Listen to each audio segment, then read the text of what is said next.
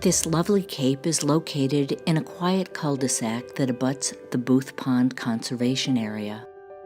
A farmer's porch runs the length of the home and welcomes visitors into the open floor plan with hardwood floors and detailed millwork. The front living room is lined with handsome wainscoting and features a gas fireplace to create an ideal gathering spot for family and friends. Stainless steel appliances and stone counters gleam in the adjoining kitchen, where you can seat yourself at the large breakfast bar. You can also enjoy a meal in the dining space that shines with natural light coming in from the glass slider. The rear deck is a quiet location to enjoy this tranquil neighborhood. The open backyard offers enough space for any outdoor occasion. Back inside is the first floor master suite with a walk-in closet and ensuite bath.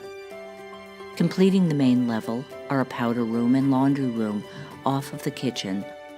On the second level are 3 generous bedrooms, a sitting room, bonus room, and a full bathroom with a dual sink vanity.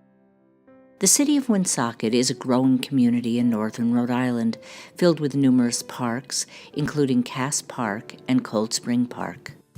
Multiple public and private schools reside in the city, such as Woonsocket High School.